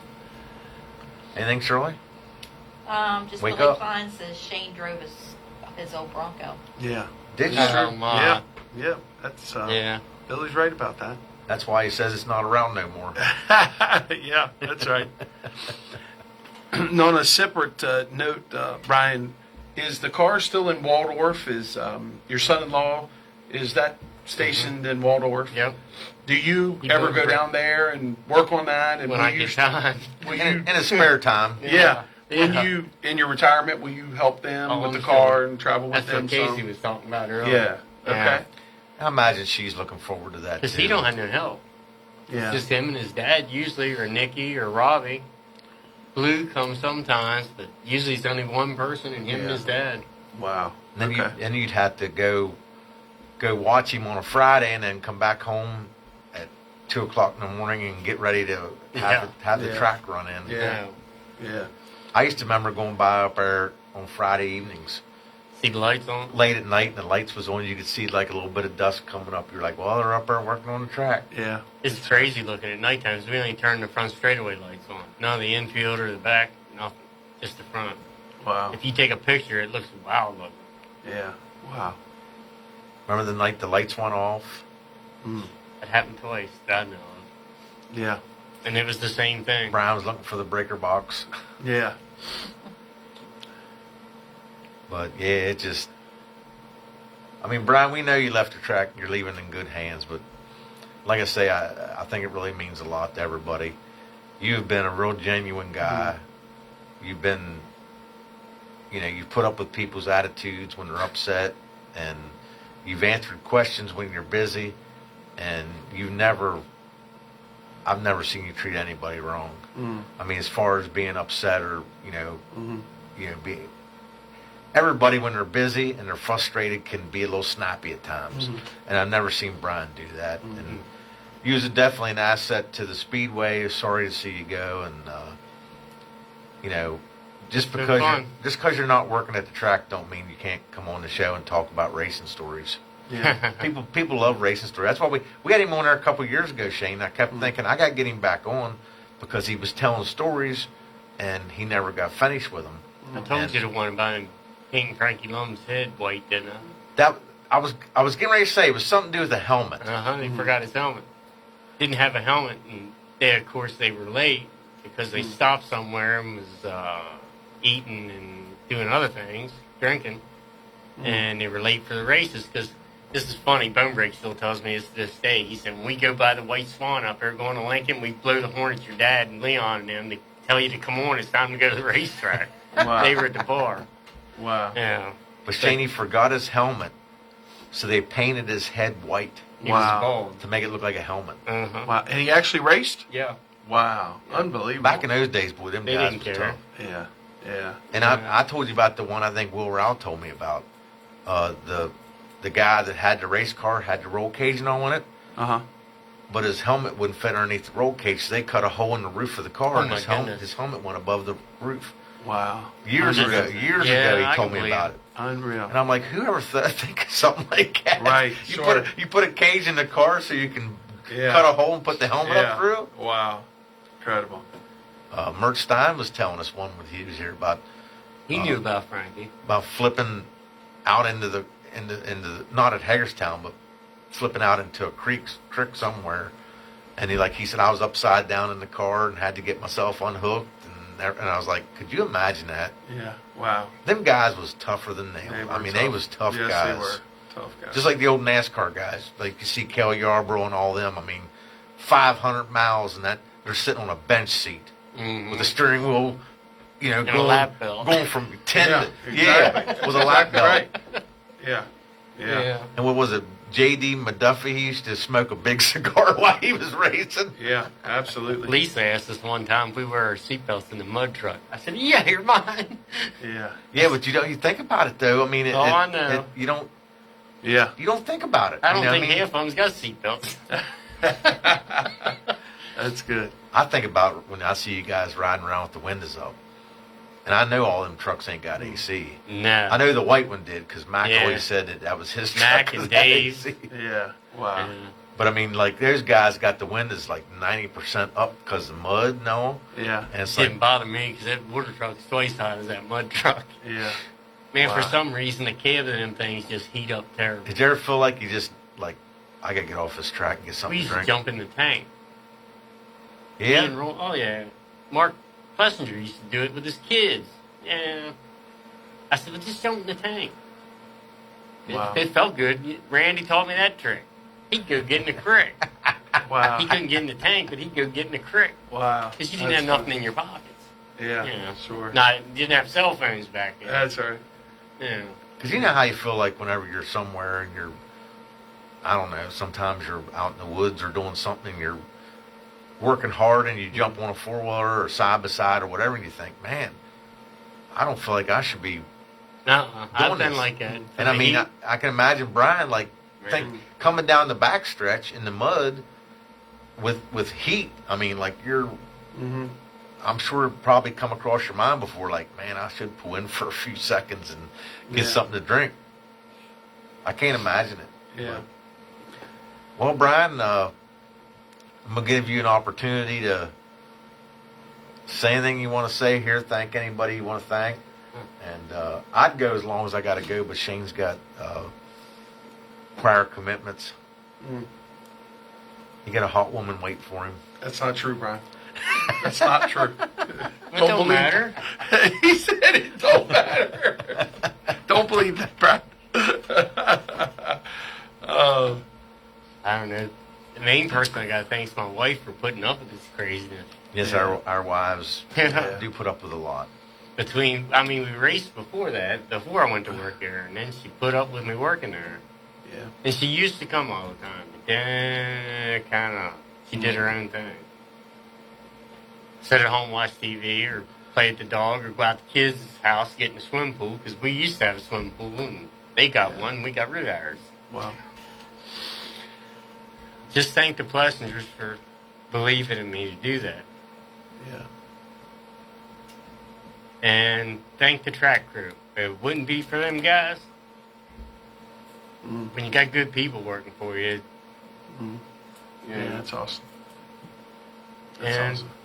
I guess the racers for putting up with me. Yeah. For the good and the bad. Yeah. Yeah, like I It could have say, been a lot worse. like I say, I I've wouldn't seen a take lot anything worse. personal. No, but I'm like that. I take pride in what I I know. do. Everything I do.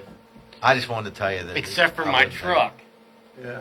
My wife said, well, you retired, and what did you ever tell about people? whenever you retire, you're getting a new truck from the racetrack. Didn't you get a new one? No. I bought that thing brand new in 1994. I thought you had a new truck though. No. Just the one for the Speedway.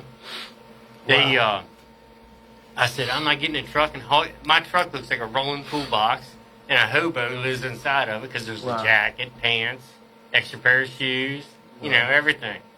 Yeah. In case something happens at the racetrack, like happened Saturday, I sat in mud, had mud all over me. How many times have you flipped upside down and fell in the track? Never. Never? Nope. Wow. You know what I tell people? I can go across that track anytime. Wet, dry, don't matter. Wow. Worst thing you can do is look down at your feet. Shane can do that too. Not true. That's the second thing he said. But That's that's not the worst thing to do is to look He- down he at your pushed feet. somebody down Or one to time. hold on to somebody else. He did. He pushed somebody. Who'd you push down, Shane? I don't know, but if you're talking about at the racetrack or It was Bonnie. Wasn't it Bonnie Lescalete? I can't remember that. I don't. Somebody come in with mud all down him and they said, Shane pushed me. Oh, I don't know. I think it was her. And he said Shane said he was coming down the track behind us and held on to me. Well, the best That's thing funny. we ever did was stop that. Yeah. And then when there got like 20 or 30 people was mad because of that, making them stand there. They got some people. And then we pull up to the top of the corner and let them come across. Yeah, but Me man, and Rule that's come a this helpless close to feeling. killing some people. That's a helpless You feeling. can't stop. You You can't can't. steer. No, you can't. Yeah. And the worst thing to do is hit the brakes. And you have plenty of time if you don't fall down. Yeah. That's right. That's right. I mean, Yeah. like when they're going down the backstretch, That's the time you to go. got plenty of time. Yeah. But if someone falls down and can't get their grip because they got Yeah. mud all over their hands and everywhere else, That then lady broke her leg up there that night. Mhm. And I don't know how we come apart, but our Yeah. tires got locked together and they were smoking. And I mean, we were probably 20 foot from hitting this woman, laying on the racetrack. She fell. And the I truck remember just hearing about separated. that. It was ugly. And then, Yeah. man, she wrote me a nasty letter on Facebook and stuff about me driving crazy and everything else. Are I'm you like, serious? yeah, oh yeah. And then she apologized. Wow. She Yeah, told you me can't- she apologized. And I told her, I said, listen, I would never do nothing like that on purpose. Sure. Ed Nygaard says, good show. Hey, Ed. Doug McTavish said Shane pushed him before. He's But- talking about his but he was in a baptism. swamp. But he was in a He's talking swamp. about the She baptismal. told me you tried to drown me. Listen, he's got to let that go. I don't care what kind of video he's Hey. got. He said he thinks they was going after his wallet. Oh, my. Yeah, right. I told him, Linda Fogel says, thank you for everything you did for me and the track, Brian. I Yeah. They're all appreciate welcome. you so much. Thank you, Linda and Buddy and Phil and Yes. all these guys that honored, Amazing. that got the flag and the helmet. Yeah. That was awesome. I want to say this, Brian, to you as we close. Just about a week ago, I don't know if you saw. Yeah, I don't know if you saw this or not, Mike. But Flow Racing had Brett Hearn on their show. Mhm. Okay, 850 career wins. That's amazing. When I sit down and think about it, and you know what? They asked him his favorite track to race at. You know what he said? Hagerstown. Hagerstown. He won almost every race at Hagerstown. He was. It was almost unbeatable when he came to Hagerstown. Yeah. And I say that to you to say, I know you're a humble man, but there has to be some pride in the fact that you watched and set the track up for guys that had hundreds and hundreds of wins, such as Brett Hearn. Right. And you're to be commended for that. And I want to repeat what I said on a Facebook post the other day. You are very, very good at what you do, but you're even a better human being. Try to be. So thank you for that. You're to be commended for that. Thank you very much. Yeah, real quickly, because Shane's got to go. On that note, did you ever have any of the touring guys ever come up to you and say, hey, man, great track or anything like that? James Essex was the best one. Wow. Really?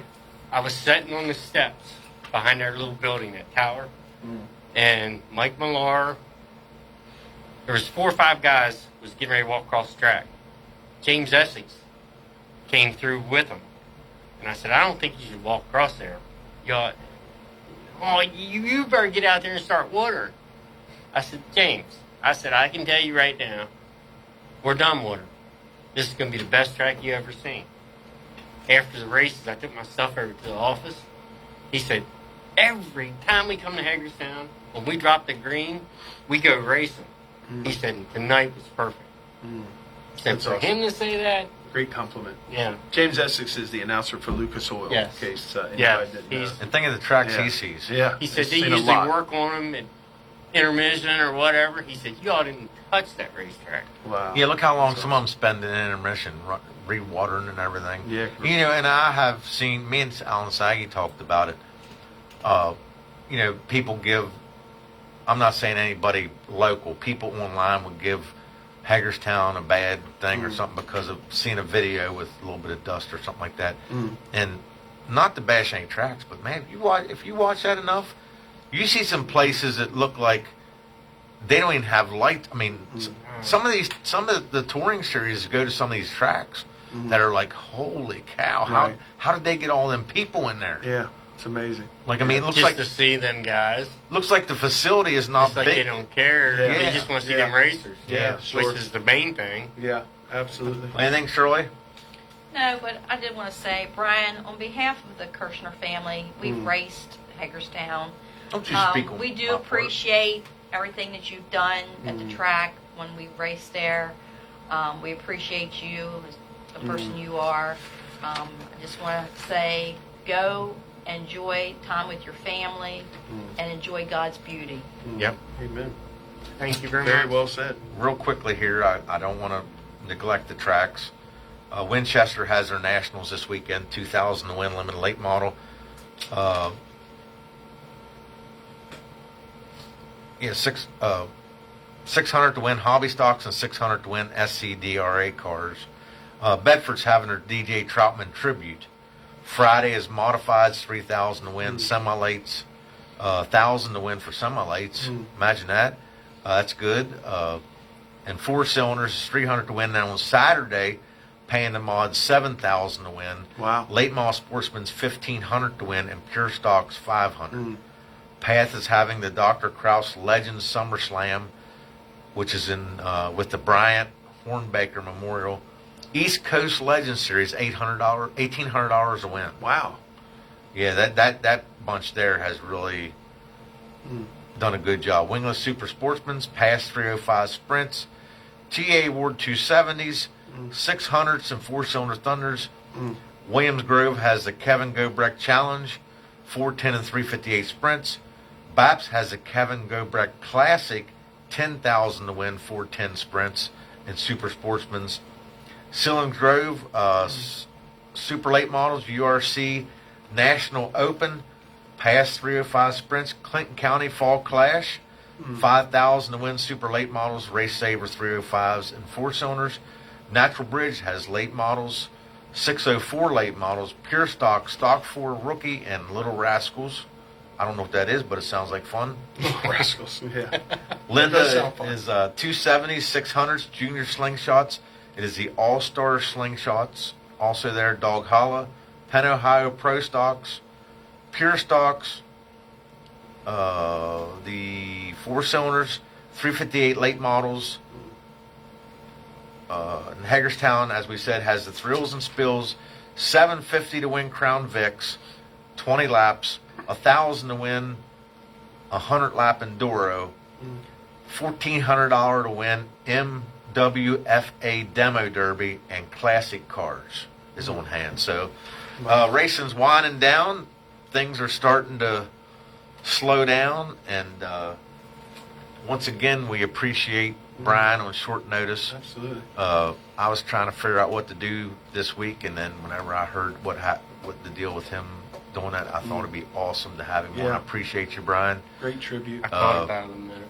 Yeah, great tribute. Oh I do man. got a few comments here. Okay. Linda Fogel says, thank you guys for a great show.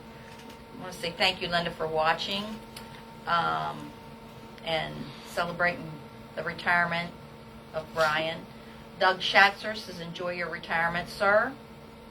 And Casey Moylan says, the kids' juice box class, that's the Little Rascals. Okay, the juice box is the Little Okay. Rascals. Yeah. I think that's awesome too. I bought my grandson one. Did you? Wow. He's done one a couple races. Oh yeah, I've seen him That's down cool. at Potomac. That's awesome. Yeah. Very cool. Yeah. So that's what you're going to be doing. Yeah, there you No. Yeah, he's putting 48 volt batteries in No, you can't rascal. do nothing to him. Yeah. They get Billy quarter kinda midgets says he's stuff. I ready wish for the he did. demo. Yeah. Oh my. Yeah, what are you gonna do? I know we're going over. Shane's gonna miss his hot date. Well, Shane, if you gotta go, you can slip out. He don't know what to think with me all the They're time. killing me, You gotta man. see him at the races, They're Brian. killing me. At the races, I give him such a hard time. People can't believe it. That's funny. Especially Davey Gross. He loves it. Yeah. Yeah. Yeah, you should have had the Enduro after the Clash by the Creek. You're gonna have a 100-lap Enduro, and then you're gonna have to clean the track up the following week. I'm getting used to it. Wow. Anybody that You just looking can't for believe the stuff you find. anybody Oh, looking for some exercise after this weekend, head up to the Hagerstown Speedway and walk around and pick up pieces of metal. Yeah. Incredible. Wow. I got 4 of the guys' lug nuts from Saturday in my truck. Wow. I found. Oh, that was last night. Chucky's Oh, because I gave Number him 4. Yeah. yeah They're in my truck. I gave him lug nuts. I only had steel ones. I said, "Here's steel ones." He I had said, aluminum, I said, black. this will hold your left front down." Yeah. I was gonna ask him why he painted his lug nuts black. That's funny. I don't Oh, know. Well, I guess everybody's got flashlights. So Yeah. That's black Yeah. lug nuts. He said that was probably his fault. He had another rough night. We had a trying night. Not bad. It was a good night, but just one of the nights where just stuff, You know him? just you know. They're in my truck. I'm gonna give them back to him. Yeah. Yeah. He gave me mine back. I guess he Yeah. went over to Booz's Bought and some? bought some. I know he went to Yeah. Booz's, bought a radiator. Mm. Yeah. Wow. But Amazing. once again, Brian, thank you very Yes, much. sir. I hope I enjoyed it. I don't claim. I know I shouldn't keep The saying this. Randy parts stuffed me up a little bit. That's fine. That's fine. This is I like told them guys, I said, that was the hardest lap I ever made on that track. Wow. Yeah. this is like hanging in the shop talking Yeah. racing, man. Love seeing the emotion, man. Loved it. Yeah. Thank you. We'll get you back in here so we Sure. want to see how your retirement's going. Yeah, Yeah, see, You're up see to how it. many honeydews you got And to maybe do. we can get back into sharing Yes. a few stories that you didn't tell tonight. Yes. Yeah, hope everybody enjoyed it. We tried to do I tried Yeah. to do my best with Brian. I don't claim to be good at this. I just try to promote the Yeah, sport and wonderful promote the job. people. Yeah. And thanks to my Both wife. of you did. Thanks to WRGG 93.7 FM. And I almost forgot. We can't forget Todd Ward. Mm. Please, you have any home improvement needs, call Todd Ward, TA Ward Construction. Mm. The man supports numerous, I know you get tired of hearing it, but I'm going to keep telling you. The man Yeah. supports this show. He supports other shows. He supports multiple Yes. racetracks and multiple race teams. And he does it all out of the kindness of his heart. Half the time, he don't even get to watch half his race teams race. He just supports them because he wants to help Yeah. a He's race good for team. the sport. He really Very is. good for the sport. And Yes. thank you, Todd, for everything you do for the show. And yeah, thanks everybody for tuning in. Hopefully Spin you the enjoyed helmet it. around here and let everybody see it. Great time. Oh, we got the Yeah. helmet Yeah, there. just spin it around there. Beautiful. I really love I'm partial to the Flag. water truck. That's incredible. I don't know Mike. why, That's I a just- beautiful picture. I just love it. It just Yeah. means Great a job, lot. Garvin Signs. Beautiful job. And that's good there with his daughter too. Yeah. Yeah. It's The amazing. goofy one's on top.